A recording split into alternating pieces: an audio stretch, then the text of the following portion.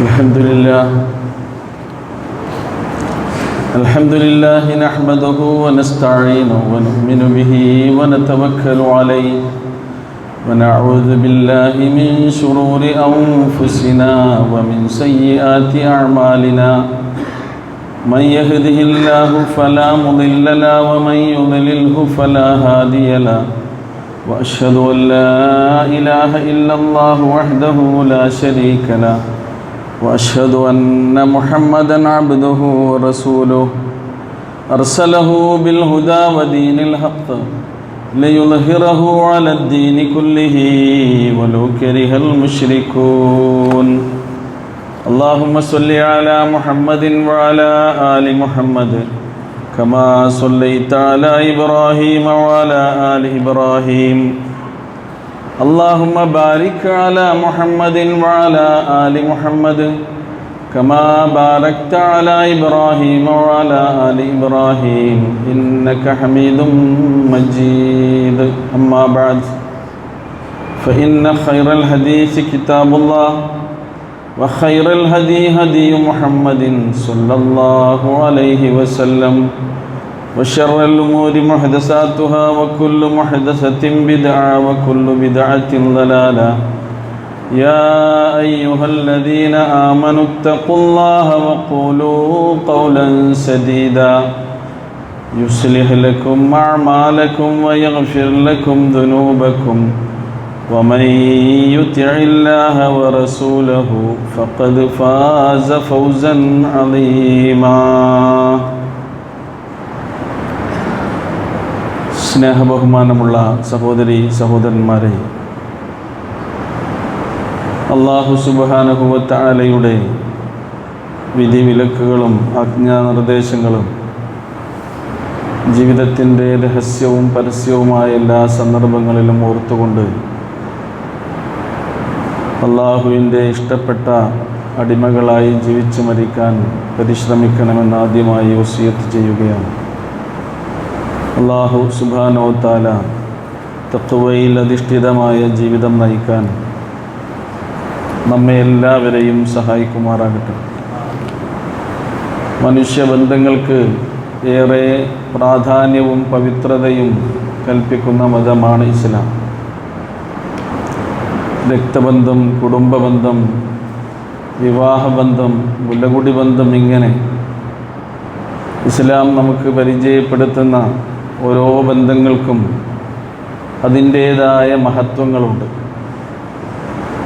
ഇമാം അലാഉദ്ദീനുൽ ഹനഫി റഹിമഹുല്ല പറഞ്ഞിട്ടുള്ളത്, ലൈസ ലനാ ഇബാദത്തുൻ ശുരിഅത്ത് മിൻ അഹദി ആദം ഇലൽ ആൻ.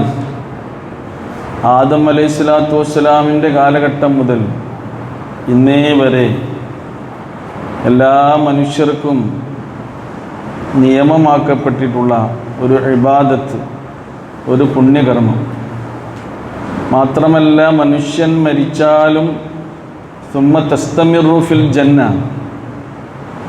സ്വർഗം വരെ അത് തുടരുന്ന ഒരു പുണ്യകർമ്മം ആണ് ഇല്ല നിക്കാഹു വൽ ഈമാൻ എന്ന നമ്മൾ ഉൾക്കൊണ്ടിട്ടുള്ള വിശുദ്ധമായ വിശ്വാസവും നമ്മുടെ വിവാഹബന്ധവും അങ്ങനെയാണെന്ന്. ദുനിയാവിൽ മാത്രമല്ല, മനുഷ്യൻ മരിച്ചാലും മരണാനന്തര ജീവിതത്തിലും ഈ ബന്ധത്തിൽ നിന്നുണ്ടായ ബന്ധങ്ങളാണ്. അത് അല്ലാഹു സുബ്ഹാനഹു വ തആല നമ്മോട് കൽപ്പിച്ചതുപോലെ നാം അത് പാലിക്കുകയും ചേർക്കുകയും അതിനെ ആദരിക്കുകയും അംഗീകരിക്കുകയും ചെയ്യുന്നതിലൂടെയാണ് നമ്മൾ അള്ളാഹുവിൻ്റെ പ്രിയപ്പെട്ടവരായി തീരുന്നത് എന്ന് തന്നെ. അതുകൊണ്ടാണ് ഖുർആൻ ഈ ബന്ധത്തെ മീസാഖുൻ ഗലീൽ, സുദൃഢമായ ഒരു കരാർ എന്ന് വിശേഷിപ്പിച്ചിട്ടുള്ളത്. സൂറ അൻ-നിസായിലെ 21-ാമത്തെ സൂക്തത്തിൽ അള്ളാഹു അങ്ങനെയാണ് അതിനെ പരിചയപ്പെടുത്തിയിട്ടുള്ളത്. അതുകൊണ്ട് തന്നെ ഈ കരാറിൽ ഏർപ്പെടുന്നതിന് മുമ്പ് നാം അനുവർത്തിക്കേണ്ട ഓരോ സ്റ്റെപ്പുകളും വളരെ കണിശമായും വിശദമായും ഇസ്ലാം നമുക്ക് പഠിപ്പിച്ചു തരുന്നുണ്ട്. വിവാഹത്തിൽ ഏർപ്പെടുന്നതിന് മുമ്പ് കൃത്യമായ ആലോചന നടത്തണമെന്നാണ്. ഖിത്ബത്തുൻ നിക്കാഹ്, അത് പുരുഷൻ്റെ ഭാഗത്തു നിന്ന് സ്ത്രീയെ ആലോചിക്കുക എന്നുള്ളതാണ് ഇസ്ലാമികമായ ഒരു രീതി. ഉത്തരവാദപ്പെട്ട രക്ഷിതാവിനോട് അവരുടെ അധീനതയിലുള്ളവളെ വിവാഹം ചെയ്തു തരുമോ എന്ന് അന്വേഷിക്കുന്ന രീതിയാണ്. ഇനി ഏതെങ്കിലും രക്ഷിതാക്കൾക്ക് തൻ്റെ മകൾക്കോ സഹോദരിക്കോ വേണ്ടി പുരുഷനോടങ്ങോട്ട് വിവാഹം അന്വേഷിക്കുന്നതിനും വിരോധമില്ല. നമുക്കറിയാമല്ലോ, മദിയൻ പ്രദേശത്തെത്തിയ മൂസ അലൈഹിസ്സലാത്തു വസ്സലാം അവിടെ പരിചയപ്പെട്ട ശുഐബ് അലൈഹിസ്സലാത്തു വസ്സലാമിനോട് ഉള്ള ആ സഹവാസത്തിൽ പിതാവായ ശുഐബ് അലൈഹിസ്സലാത്തു വസ്സലാം മൂസ അലൈഹിസ്സലാത്തു വസ്സലാമിനോട് വിവാഹാന്വേഷണം നടത്തിയത് ഖുർആൻ പറയുന്നുണ്ട്. ഖാല ഇന്നി ഉരീദു അൻ അൻകിഹ ഇഹ്ദ ബനതയ്യ ഹാതൈനി അലാ അൻ തഅജുറനി സമാനിയ ഹിജജ്. ഇന്നി ഉരീദു അൻ ഉൻകിഹക് ഇഹ്ദ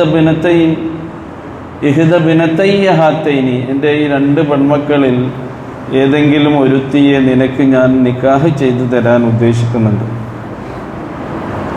അതിന് അലാ അൻ തഅജുറനി സമാനിയ ഹിജജ്, 8 വർഷത്തോളം എനിക്ക് നീ കൂലിവേല ചെയ്യണമെന്ന് ഇവിടുന്ന് അങ്ങോട്ട് ആലോചന ചെല്ലുകയാണ്. നമുക്കറിയാം, ഉമർ റളിയല്ലാഹു അൻഹുവിൻ്റെ പുത്രി ഹഫ്സ റളിയല്ലാഹു അൻഹയുടെ ഭർത്താവ് മരിച്ച സന്ദർഭത്തിൽ ഉസ്മാൻ ഇബ്നു അഫ്ഫാൻ റളിയല്ലാഹു അൻഹുവിനോട് ഉമർ റളിയല്ലാഹു അൻഹു വിവാഹം കഴിക്കാൻ ആവശ്യപ്പെട്ടു. മകളെ അങ്ങോട്ട് വിവാഹാലോചന നടത്തി. ഉസ്മാൻ റളിയല്ലാഹു അൻഹു ഞാനൊന്ന് ആലോചിക്കട്ടെ എന്ന് പറഞ്ഞു. കുറച്ച് ദിവസം കഴിഞ്ഞപ്പോൾ വീണ്ടും ഉമർ റളിയല്ലാഹു അൻഹു ഹഫ്സയെക്കുറിച്ച് ഉസ്മാൻ ഇബ്നു അഫ്ഫാൻ റളിയല്ലാഹു അൻഹുവിനോട് വിവാഹത്തിൻ്റെ കാര്യം പറഞ്ഞു. അതെനിക്ക് വേണ്ട എന്നായിരുന്നു ഉസ്മാൻ ഇബ്നു അഫ്ഫാൻ റളിയല്ലാഹു അൻഹുവിൻ്റെ അപ്പോഴുള്ള മറുപടി.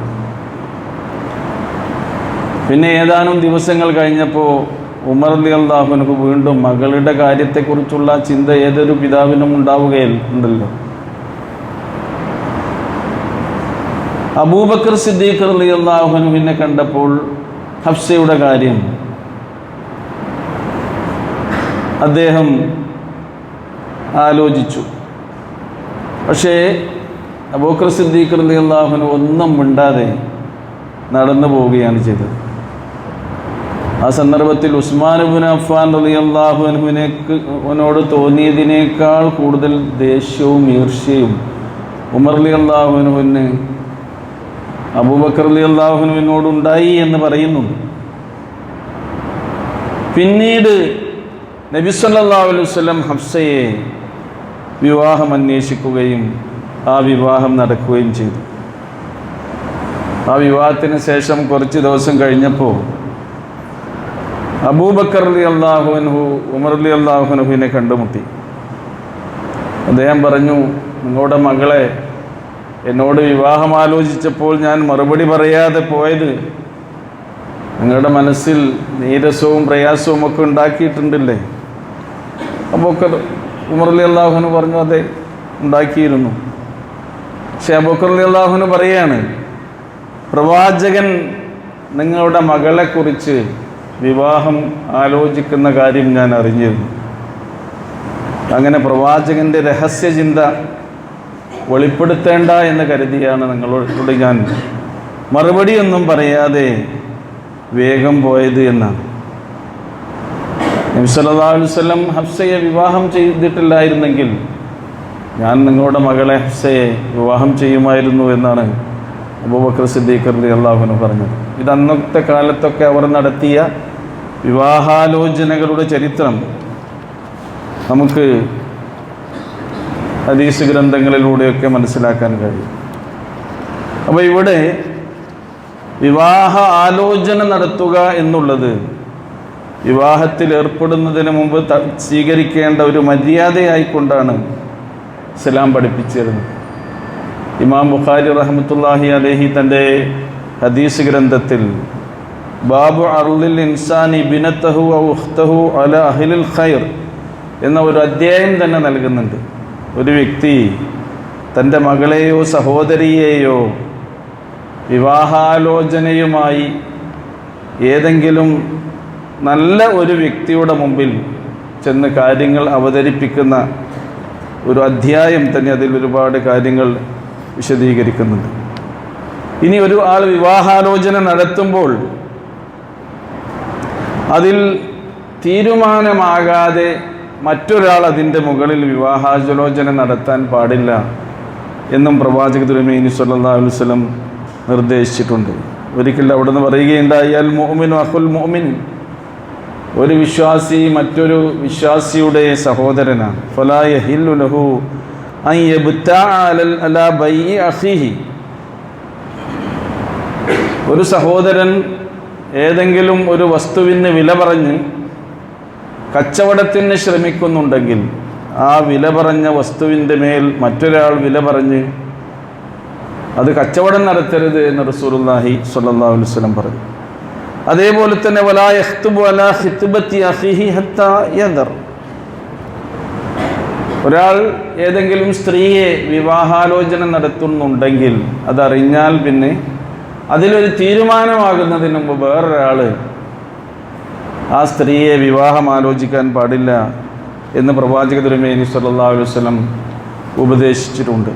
ഈ കാര്യത്തിലൊക്കെ എത്ര അദബോടുകൂടി മര്യാദയോടുകൂടിയാണ് ഇസ്ലാമിക സമൂഹം പെരുമാറേണ്ടത് എന്നതുകൂടിയാണ് ഈ സംഭവങ്ങളിൽ നിന്നെല്ലാം തന്നെ നമുക്ക് മനസ്സിലാക്കാൻ കഴിയുന്നത്.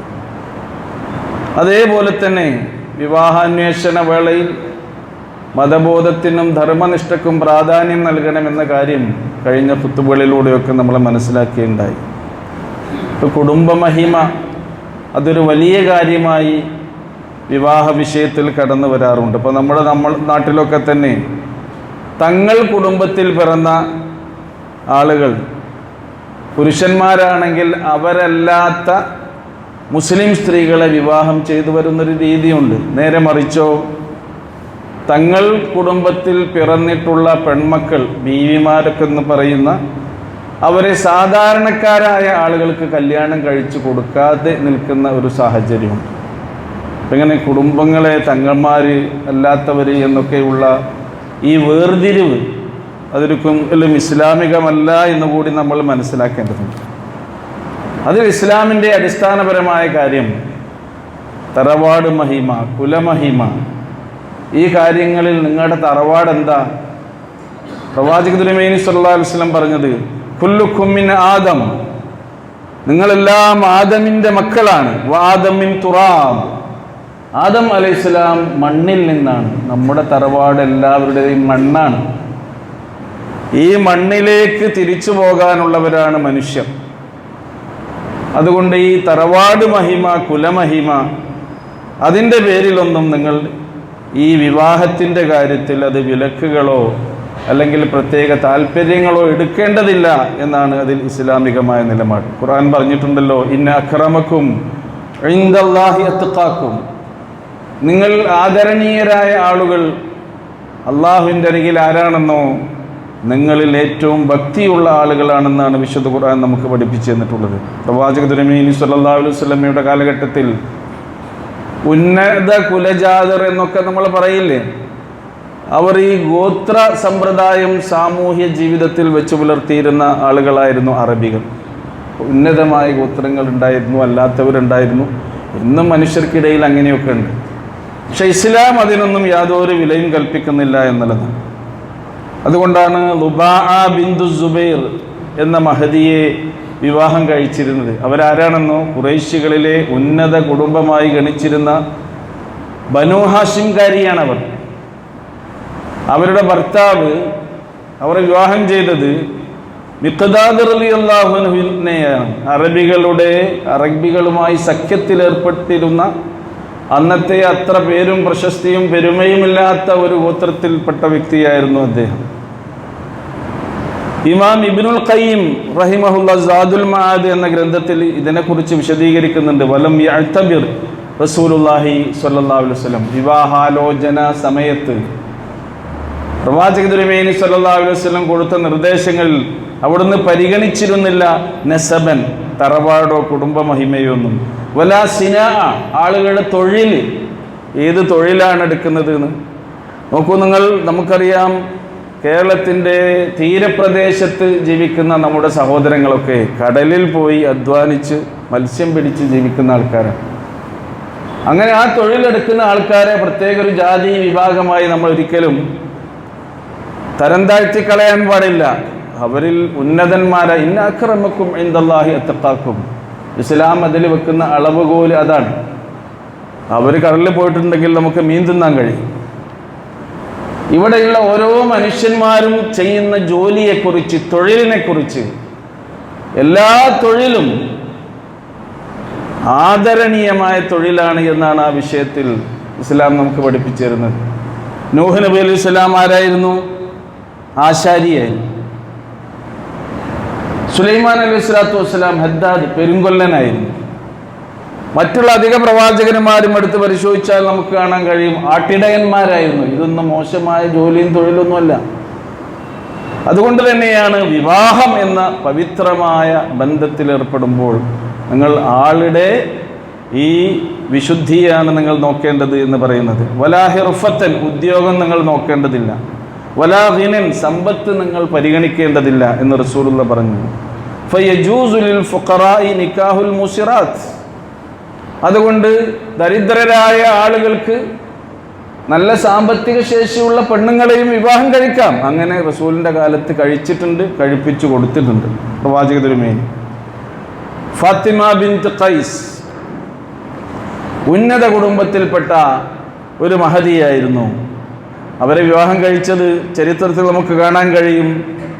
അടിമത്തത്തിൽ നിന്ന് മോചിതനായ ഉസാമ ബിൻത് സെയ്ദ് റളിയല്ലാഹു അൻഹു ആയിരുന്നു. നബി സല്ലല്ലാഹു അലൈഹി വസല്ലം ബനൂ ബയാലക്കാരെ വിളിച്ച് പറയുകയുണ്ടായി, നിങ്ങൾ അബൂഹിന്ദിന് വിവാഹം കഴിച്ചു കൊടുക്കുവിൻ. അബൂഹിന്ദ് ഒരു ക്ഷുരകനായിരുന്നു.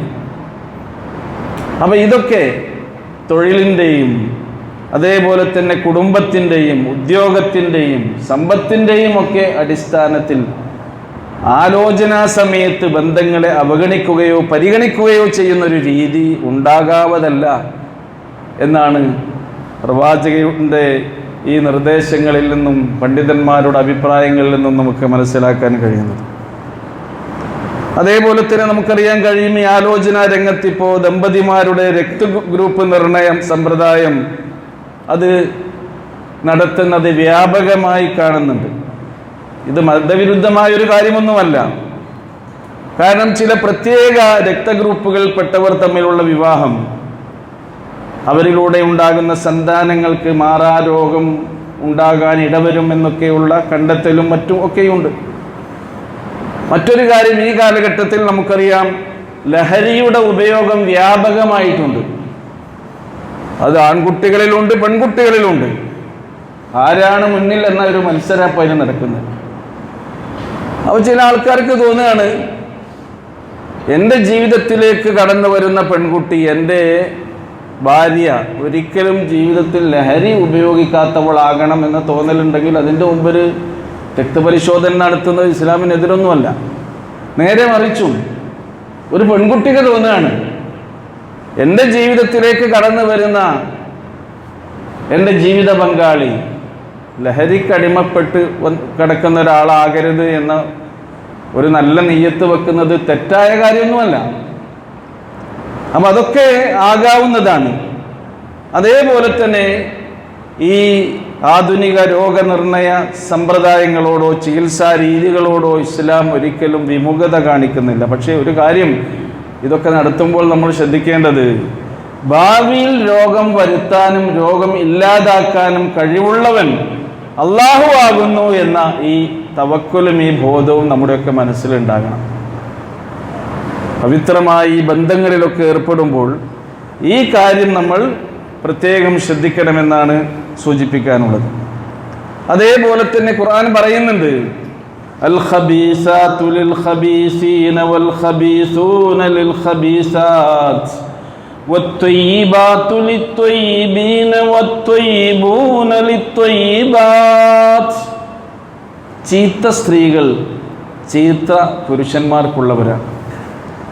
ചീത്ത പുരുഷന്മാർ ചീത്ത സ്ത്രീകൾക്കുള്ളവരാണ്.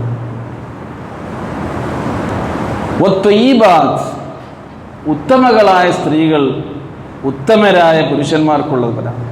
ഉത്തമരായ പുരുഷന്മാർ ഉത്തമകളായ സ്ത്രീകൾക്കുള്ളതാണ്. സൂറ അൻ-നൂറിലെ 26-ാമത്തെ സൂക്തത്തിൽ അല്ലാഹു സുബ്ഹാനഹു വ തആല ഈ കാര്യം പറയുന്നുണ്ട്. അപ്പോൾ വിവാഹ ആലോചന സന്ദർഭങ്ങളിൽ ഇസ്ലാം പറഞ്ഞിട്ടുള്ള ഈ കാര്യങ്ങളെല്ലാം തന്നെ നമ്മൾ പരിഗണിക്കണമെന്നതാണ്. ഇപ്പോൾ രക്ഷിതാക്കൾ അന്വേഷിക്കുന്ന പോലെ തന്നെ സ്ത്രീക്കും പുരുഷനും നേരിട്ടും വിവാഹം അന്വേഷിക്കുന്നതിന് ആലോചിക്കുന്നതിന് വിരോധമില്ല എന്ന് ഖുർആൻ പറയുന്നുണ്ട്. സൂറ അൽ ബഖറയിലെ 235-ാമത്തെ ആയത്തിൽ ഈ കാര്യം അല്ലാഹു സുബ്ഹാനഹു വ തആല വിശദീകരിക്കുന്നുണ്ട്. വലാ ജുനാഹ അലൈക്കും ഫീമാ അർളത്തും ബിഹി മിൻ ഖിത്ബത്തിൻ നിസാ, ഭർത്താക്കന്മാർ മരിച്ച സ്ത്രീകളോട് അവരുടെ ഇദ്ദാകാലത്ത് വിവാഹാലോചനയെക്കുറിച്ച് സൂചിപ്പിക്കുന്നതിൽ നിങ്ങൾക്ക് കുറ്റമില്ലെന്നാണ് അല്ലാഹു സുബ്ഹാനഹു വ തആല പറയുന്നത്. ഭർത്താക്കന്മാർ മരിച്ചു പോയിട്ടുള്ള സ്ത്രീകളുടെ ഇദ്ദാകാലം 4 മാസവും 10 ദിവസമാണ്. ഈ ഇദ്ദാകാലത്ത് അവരുമായി വിവാഹത്തെക്കുറിച്ച് ഇങ്ങനെ സൂചന നടത്തുന്നതിൽ നിങ്ങൾക്ക് വിരോധമല്ല എന്ന് അല്ലാഹു സുബ്ഹാനഹു വ തആല പറയാണ്. നീ ഇദ്ദയുടെ ഒക്കെ കാര്യം നോക്കൂ, നിങ്ങൾ ഇദ്ദ ഇരിക്കുക എന്നാണ് പറയുന്നത്. അവരെ റൂമിൽ അടച്ചിട്ടിരിക്കുകയാണ്.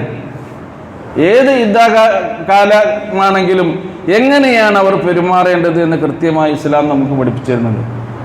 ഒരു സ്ത്രീയോട് വിവാഹം ആലോചിക്കുകയാരാണ്? വിവാഹം കഴിക്കാൻ അനുവാദമുള്ള അന്യപുരുഷൻ.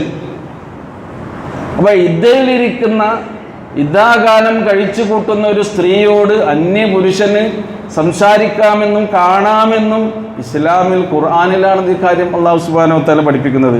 ഇന്ന് അതിൻ്റെ പേരിൽ എന്തൊക്കെയാണ് അന്ധവിശ്വാസങ്ങൾ ഉണ്ടാകുന്നത് നോക്കൂ. അല്ലാഹു പറയുന്നു, ഔ അഖ്നൻതും ഫീ അൻഫുസിക്കും, അല്ലെങ്കിൽ അവളെ വിവാഹം കഴിക്കണമെന്ന ചിന്ത നിങ്ങളുടെ മനസ്സിൽ ഒളിച്ചു വെക്കുന്നതിനും നിങ്ങൾക്ക് വിരോധമില്ല. ഭർത്താവ് മരിച്ചൊരു സ്ത്രീയുണ്ട്, അപ്പോൾ ഇദ്ദ കഴിഞ്ഞിട്ട് അവളെ എനിക്ക് കല്യാണം കഴിക്കണമെന്നൊരു ആലോചന നിങ്ങളുടെ മനസ്സിലുണ്ടാകുന്നതിന് വിരോധമില്ല എന്ന് അള്ളാഹു പറയാണ്. അലിമല്ലാഹു അന്നക്കും സതദ്കുറൂനഹുന്ന, നിങ്ങൾ അവരെ ഓർക്കുന്നുവെന്ന് അല്ലാഹു സുബ്ഹാനഹു വ തആല അറിയുന്നുണ്ട്. നമ്മുടെ മനസ്സിലുള്ള കാര്യം അറിയുന്നവനാണല്ലോ അല്ലാഹു സുബ്ഹാനഹു വ തആല. വലകിൻ ലാ തുവാഇദൂഹുന്ന സിർറാ, നിങ്ങൾ അവരുമായി വിവാഹ വാഗ്ദാനം രഹസ്യമായി നടത്താൻ പാടില്ല. ആ പീരീഡിൽ ഞാൻ നിന്നെ വിവാഹം കഴിക്കുമെന്ന വാഗ്ദാനം രഹസ്യമായി അവരുമായി നടത്താൻ പാടില്ല. ഇല്ലാ അൻ തഖൂലു ഖൗലൻ മഅറൂഫാ, പക്ഷേ നിങ്ങൾക്ക് ഇവരെങ്ങനെയാണ് അതറിയുക? അതിന് നിങ്ങൾക്ക് എന്ത് ചെയ്യാം? നിങ്ങൾ മാന്യമായ സൂചനാ വാക്ക് നിങ്ങൾക്ക് പറയാവുന്നതാണ് എന്നാണ് അവരോട്. ഭർത്താവ് മരിച്ച് ഇദ്ദയിൽ കഴിഞ്ഞിരിക്കുന്ന ഈ സ്ത്രീകളോട് മാന്യമായ സൂചനാവാക്ക് പറയാം. കൃത്യമായി വിവാഹ വാഗ്ദാനം അവർക്ക് നൽകാൻ പാടില്ല എന്നാണ്. നീ നല്ല സ്ത്രീയാണ് എന്ന് പറയാം, അല്ലെങ്കിൽ നിന്റെ ഇദ്ദ അവസാനിച്ചാൽ എന്നെ വിവരമറിയിക്കണം എന്ന് പറയാം, നീ നല്ല ഒരു ഭാര്യയാകാൻ പറ്റിയവളാണ് എന്നൊക്കെ പറയാം. എങ്ങനെ പറയാം? അഭിമുഖമായി തന്നെ ഈ കാര്യങ്ങളൊക്കെ വിവാഹം ആലോചനാ സമയത്ത് ആകാവുന്നതാണ് എന്ന് വിശുദ്ധ ഖുർആൻ നമുക്ക് പഠിപ്പിച്ചു തരുന്നു. അതേപോലെ തന്നെ പ്രവാചക തിരുമേനി സല്ലല്ലാഹു അലൈഹി വസല്ലം ഈ കാര്യത്തിന് വേണ്ടി നിർദ്ദേശിച്ച ഒരു കാര്യമാണ് വിവാഹത്തിൻ്റെ തുടക്കമെന്ന നിലക്ക് നിങ്ങൾ വിവാഹം കഴിക്കാൻ ഉദ്ദേശിക്കുന്ന പെണ്ണുങ്ങളെ നിങ്ങൾ കാണണം. പെണ്ണ് കാണൽ എന്ന ഒരു ചടങ്ങ് ഇന്നാകെ വികൃതമായി വികലമായ ഒരവസ്ഥയിലാണ് നമുക്ക് കാണാൻ കഴിയുന്നത്. പ്രവാചക തിരുമേനി സല്ലല്ലാഹു അലൈഹി വസല്ലം എത്ര ഉദ്ദേശപൂർവമാണ് ഈ കാര്യങ്ങളൊക്കെ നമുക്ക് പഠിപ്പിച്ചെന്ന് നോക്കൂ. ജാബിർ റളിയല്ലാഹു അൻഹുവിൽ നിന്ന് ഉദ്ധരിക്കുന്നുണ്ട്, ഇദാ ഖതബ അഹദുകുമുൽ മർഅ ഫഇൻ ഇസ്തതാഅ അൻ യൻദുറ മിൻഹാ ഇലാ മാ യദഉ ഇലാ നിക്കാഹിഹാ ഫൽയഫൽ. നിങ്ങൾ ആരെങ്കിലും ഒരു സ്ത്രീയെ വിവാഹം ചെയ്യാൻ ഉദ്ദേശിക്കുകയാണ് എങ്കിൽ അവളെ വിവാഹം ചെയ്യാൻ നിങ്ങളെ പ്രേരിപ്പിക്കുന്ന കാര്യം അവളിലുണ്ടോ എന്ന് നിങ്ങൾക്ക് സാധിക്കുമെങ്കിൽ നിങ്ങൾ നോക്കണമെന്നാണ് പ്രവാചക തിരുമേനി സ്വല്ലല്ലാഹു അലൈഹി വസല്ലം പറഞ്ഞിട്ടുള്ളത്. ജാബിർ റളിയല്ലാഹു അൻഹു തന്നെ പറയുന്നുണ്ട്, ഖത്തബ്തു ഇംറഅത്തൻ മിൻ ബനീ സലമ, ബനീ സലമയിൽപ്പെട്ട ഒരു പെണ്ണിനെ ഞാൻ കല്യാണം ആലോചിച്ചു. ഫകുന്തു അഖ്തബിഉ ലഹ, ഞാൻ നേർക്ക് നേരെ കാണാൻ ഉദ്ദേശിച്ചില്ല, ഞാൻ അവരെ ഒളിഞ്ഞിരുന്നു കണ്ടു എന്നാണ്. അങ്ങനെയും കാണാം, അതിനും വിരോധമില്ല. മുഗീറത്ത് ബിൻ ശുഅബ റളിയല്ലാഹു അൻഹു പറയുന്നു, അന്നഹു ഖത്തബ ഇംറഅത്തൻ, അദ്ദേഹം ഒരു സ്ത്രീയെ വിവാഹം ആലോചിച്ചു. ഫഖാല ലഹു റസൂലുള്ളാഹി സ്വല്ലല്ലാഹു അലൈഹി വസല്ലം, റസൂൽ കരീം സ്വല്ലല്ലാഹു അലൈഹി വസല്ലം അദ്ദേഹത്തോട് പറഞ്ഞു, അനളർത ഇലൈഹ, നബി ചോദിച്ചതാണ്, നീ അവളെ കണ്ടോ? ഖാല ല, ഞാൻ കണ്ടിട്ടൊന്നുമില്ല നബിയെ. ഖാല, റസൂലുള്ളാഹി പറഞ്ഞു, ഉൻദുർ ഇലൈഹ, നീ അവളെ പോയി കാണണം. ഫഇന്നഹു അഹ്ദാ അൻ യുദമ ബൈനകുമാ, ഈ കാണുന്നത് നിങ്ങളുടെ ബന്ധം ശാശ്വതമാകാൻ ഏറ്റവും സഹായകമായതാണ് എന്ന് പ്രവാചക തിരുമേനി സ്വല്ലല്ലാഹു അലൈഹി വസല്ലം പറഞ്ഞു. ഈ കാണാനുള്ള അവകാശം പുരുഷന്മാർക്ക് എന്ന പോലെ തന്നെ സ്ത്രീകൾക്കുമുണ്ട്. റസൂൽ കരീം സ്വല്ലല്ലാഹു അലൈഹി വസല്ലം ആ കാര്യം പ്രത്യേകം അവരോട് നിർദ്ദേശിച്ചിരുന്നു. ഉമർ റളിയല്ലാഹു അൻഹു ഒരിക്കൽ പറയുകയുണ്ടായി, ലാ തുസവ്വിജു ബനാത്തിക്കും മിനർ റജുലി ദബീൻ, വിരൂപരായ ആളുകൾക്ക് നിങ്ങളുടെ പെൺമക്കളെ നിങ്ങൾ കല്യാണം കഴിച്ചു കൊടുക്കരുത്. കാരണം എന്താ? ഫഇന്നഹു യുജിബുഹുന്ന മിൻഹും മാ യുജിബുഹും മിൻഹുന്ന എന്നാണ്. പെൺകുട്ടികളിൽ നിന്ന് ആ പുരുഷന്മാരെ ആകർഷിക്കുന്ന കാര്യം എന്തൊക്കെയാണോ അതേപോലെ തന്നെ ആ പുരുഷന്മാരിൽ നിന്നും പെൺകുട്ടികളെ ആകർഷിക്കുന്ന കാര്യങ്ങളുമുണ്ട്. അതിനുള്ള അനുവാദം നിങ്ങൾക്ക് അവർക്ക് കൊടുക്കണമെന്നാണ് പ്രവാചക തിരുമേനി സ്വല്ലല്ലാഹു അലൈഹി വസല്ലം പറയുന്നത്. ഇന്നിപ്പോൾ ആ വിഷയം, പ്രവാചകൻ്റെ ആ വിഷയത്തിലുള്ള നിർദ്ദേശങ്ങളും ഉപദേശങ്ങളുമാണ് നമ്മൾ പഠിക്കേണ്ടത്. അതിലെ അച്ചടക്കമാണ്.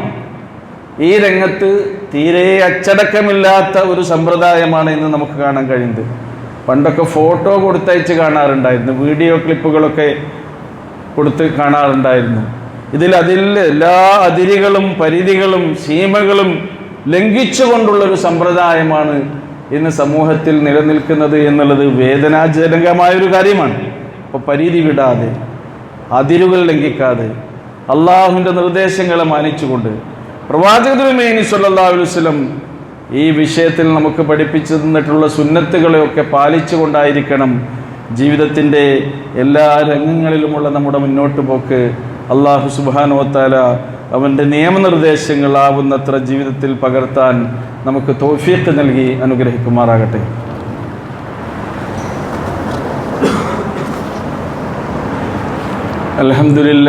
അൽഹംദുലില്ലാഹില്ലദീ ഹദാനാ ലിഹാദാ വമാ കുന്നാ ലിനഹ്തദിയ ലൗലാ അൻ ഹദാനല്ലാഹ്.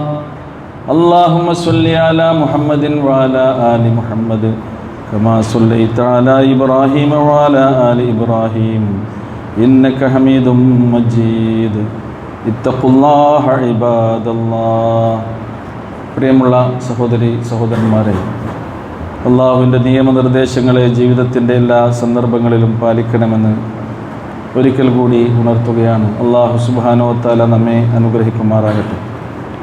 വിവാഹരംഗവും വിവാഹത്തിന് മുമ്പുള്ള പ്രവാചകൻ പഠിപ്പിച്ചു തന്നിട്ടുള്ള അതിൻ്റെ ആലോചനാ കാര്യങ്ങളും അതിൻ്റെ ഒരുക്കങ്ങളുമൊക്കെ ഇന്ന് നമ്മുടെ സമൂഹത്തിൽ വളരെയധികം ആഭാസകരമായ രീതിയിൽ മാറ്റങ്ങൾ വന്നുകൊണ്ടിരിക്കുന്ന ഒരു സാഹചര്യമാണുള്ളത്. അതുകൊണ്ട് തന്നെ നമ്മുടെ പെൺമക്കളെയാണെങ്കിലും ആൺമക്കളെയാണെങ്കിലും വിവാഹം കഴിക്കുന്ന സന്ദർഭത്തിൽ അവരുടെ വിവാഹം, അവരുടെ പെണ്ണുകാണൽ, അവരുടെ കല്യാണാലോചന, അവർക്ക് വിവാഹത്തോടനുബന്ധിച്ച് നമ്മൾ നടത്തുന്ന എന്തെന്തൊക്കെ കാര്യങ്ങളുണ്ടോ അതെല്ലാം തന്നെ ഇസ്ലാമിൻ്റെ പരിധികൾക്ക് അപ്പുറമാകാതിരിക്കാൻ നമ്മൾ പ്രത്യേകം ശ്രദ്ധിക്കണം എന്ന് ഈ സന്ദർഭത്തിൽ ഉണർത്തുകയാണ്. നമുക്കറിയാമല്ലോ, ഈ പെണ്ണുകാണൽ ചടങ്ങ് എന്നത് ഒരു വലിയ ആഭാസമായി, വലിയ ആചാരവൈകൃതമായി നമ്മുടെ സമൂഹത്തിൽ വന്നുകൊണ്ടിരിക്കുന്നുണ്ട്. പെണ്ണിനെ കാണാൻ പോകുമ്പോൾ ആഡംബരപൂർണമായ രീതിയിലാണ് മിഠായികൾ കൈമാറുന്നത്. ഇങ്ങനെ വരുന്ന ഓരോ ആളുകളുടെയും കയ്യിൽ വിലപിടിപ്പുള്ള നല്ല മിഠായികളുടെ അലങ്കൃത കൊട്ടകൾ വധുവിന് കൊടുക്കാനുള്ള വസ്തുക്കൾ, അതിനും പുറമേ വരൻ്റെ കുടുംബത്തിൽ നിന്ന് കൊണ്ടുവരുന്ന സ്വർണ്ണാഭരണങ്ങൾ കൈമാറും. മൊബൈൽ ഫോൺ കൊടുക്കുക എന്നുള്ളത് നിർബന്ധമാണ്. വിവാഹം തന്നെ ഇല്ലാതായി തീരാൻ കാരണമാകുന്നൊരു സംഗതിയാണ് പെണ്ണ് കാണാൻ വരുമ്പോൾ മൊബൈൽ ഫോൺ കൊടുക്കാതിരിക്കുക എന്നുള്ളത്. അങ്ങനെ കൊടുക്കാതിൻ്റെ പേരിൽ വിവാഹം അലസിപ്പോകുന്നത് വരെ നമ്മൾ കാണുന്നു. എവിടേക്കാണ് ഈ സമൂഹം പോകുന്നത് നിങ്ങൾ ആലോചിച്ച് നോക്കൂ. അപ്പോൾ ഇങ്ങനെയൊക്കെയുള്ള കോപ്രായങ്ങൾ നമ്മൾ അവസാനിപ്പിക്കണം. അത് നമ്മൾ തന്നെ സ്വയം തീരുമാനിക്കണം. ഇന്നല്ലാഹ ലാ യുഗയ്യിറു മാ ബിഖൗമിൻ ഹത്താ യുഗയ്യിറു മാ ബിഅൻഫുസിഹിം. ഒരു സമൂഹത്തെ അള്ളാഹു മാറ്റുകയില്ല നമ്മൾ സ്വയം മാറാൻ സന്നദ്ധരല്ല. ഈ വിഷയത്തിൽ മറ്റിതര മതസ്ഥർ പാലിക്കുന്ന ചിട്ടകളും മര്യാദവും അച്ചടക്കവുമൊക്കെ ശരിക്ക് നമ്മൾ കാണേണ്ടതുണ്ട് എന്നാണ്. എന്നാൽ ഇത്രയധികം ഈ വിഷയത്തിൽ നിർദ്ദേശങ്ങളും ഉപദേശങ്ങളും നൽകിയിട്ടുള്ള വേറെ ഒരു ദീനുമില്ല എന്നും നമുക്ക് മനസ്സിലാക്കാൻ കഴിയും സഹോദരങ്ങളെ. എന്നാൽ ഇതൊന്നുമില്ലാത്ത, ആഭാസങ്ങളില്ലാത്ത, ആർഭാടങ്ങളില്ലാത്ത, ആഡംബരങ്ങളില്ലാത്ത, ഇത്തരം കോപ്രായങ്ങളോ കാട്ടിക്കൂട്ടലുകളോ ഒന്നുമില്ലാത്ത വളരെ മാന്യമായ ലളിതമായ വിവാഹങ്ങൾ നമ്മുടെ ഇടയിൽ നടക്കുന്നുണ്ട് എന്നത് ഈ കൂരിരുട്ടിനിടയിലും ചില കൈത്തിരികളൊക്കെ ഉണ്ട് എന്നത് നമ്മളെയൊക്കെ സമാധാനിപ്പിക്കുന്ന ഒരു കാര്യമാണ്. വരന് പെണ്ണിനെ ഇഷ്ടപ്പെട്ടാൽ അവൾക്കും കൂടി ഇഷ്ടമാണെങ്കിൽ ഇത് നമുക്കങ്ങോട്ട് ഉറപ്പിക്കാം എന്ന് പറഞ്ഞുകൊണ്ട് അങ്ങനെ ഒരു വാക്ക് മതി ഒരു വിശ്വാസിയെ സംബന്ധിച്ചിടത്തോളം. അങ്ങോട്ടും ഇങ്ങോട്ടും കൈമാറുന്ന വിശ്വാസികൾ പരസ്പരം കൈമാറുന്ന വാക്കുകളേക്കാൾ ഉറപ്പുള്ള എന്ത് മിഠായിയാണുള്ളത്, എന്ത് സമ്മാനങ്ങളും പാരിതോഷികങ്ങളുമാണുള്ളത് എന്ന് നമ്മളൊന്ന് ആലോചിച്ച് നോക്കൂ. അതുകൊണ്ടാണ് ഇസ്ലാമിലെ ഏറ്റവും ലളിതമായി നടത്താവുന്ന ഒരു കർമ്മമായി വിവാഹത്തെ പ്രവാചക തിരുമേനി സല്ലല്ലാഹു അലൈഹി വസല്ലം പരിചയപ്പെടുത്തുന്നുള്ളത്. വരനും വധുവും വലിയും 2 സാക്ഷികളും മഹറും അതുണ്ടായാൽ വിവാഹമായി. ഇസ്ലാമിൽ പ്രവാചകന്റെ കാലത്ത് പ്രവാചകനോളം ആദരണീയനായ ഒരു വ്യക്തി മദീനയിലില്ലല്ലോ. സഹാബത്തിൻ്റെ മനോമുഖരങ്ങളിൽ പ്രവാചകനോടുള്ള സ്നേഹം നിറഞ്ഞു തുളുമ്പി ഒഴുകിയിരുന്നു എന്ന് നമുക്കറിയാം. മനസ്സിൽ മാത്രമല്ല സ്നേഹം, പ്രവാചകന്റെ ഓരോ ചലനങ്ങളെയും സുന്നത്തുകളെയും ജീവിതത്തിൽ ഒപ്പിയെടുത്തിരുന്ന ഒരു സമൂഹമാണ് സഹാബ കിറാം റളിയല്ലാഹു അൻഹും. അവർക്കിടയിൽ ഒരു വിവാഹം നടന്നത് ചരിത്രത്തിൽ നമ്മൾ വായിക്കുന്നുണ്ട്. റസൂൽ അറിയാതെ, റസൂലിനെ അറിയിക്കാതെ, പ്രവാചകനോട് പറയാതെ അവർക്കിടയിൽ ഒരു വിവാഹമുണ്ടാകുന്നു. അപ്പോൾ അതാണ് ആ വിഷയത്തിലുള്ള ഇസ്ലാമിക മാതൃക എന്ന് കൂടി നമ്മൾ തിരിച്ചറിയുക. പ്രവാചകൻ്റെ സുന്നത്തുകൾ പരമാവധി പകർത്താൻ ശ്രമിക്കുക. അള്ളാഹു നമ്മെ അനുഗ്രഹിക്കുമാറാകട്ടെ. റഹ്മാനായ റബ്ബേ, ഞങ്ങളുടെ ജീവിതത്തിൽ അറിഞ്ഞും അറിയാതെയും സംഭവിക്കുന്ന തെറ്റുകൾ ഞങ്ങളോട് പൊറുക്കേണമേ. ആവുന്നത്ര ഇസ്ലാമിക നിയമങ്ങളും നിർദ്ദേശങ്ങളും ജീവിതത്തിൽ പകർത്തി ജീവിതത്തെ വിശുദ്ധമാക്കാൻ ഞങ്ങൾക്ക് നീ തൗഫീക്കും തുണയും നൽകണമേ. ഞങ്ങളിൽ നിന്ന് മരണപ്പെട്ടു പോയ എല്ലാവർക്കും മഗ്ഫിറത്തും മർഹമത്തും നൽകണമേ. ഞങ്ങൾക്കിടയിലെ രോഗികൾക്ക് ശിഫയും ശമനവും നൽകണമേ. അല്ലാഹുമ്മ ഗ്ഫിർ ലിൽ മുഅ്മിനീന വൽ മുഅ്മിനാത്ത് വൽ മുസ്ലിമീന വൽ മുസ്ലിമാത്ത് الأحياء منهم والأموات إنك مجيب الدعوات يا قاضي الحاجات. ربنا آتنا في الدنيا حسنة وفي الآخرة حسنة وقنا عذاب النار.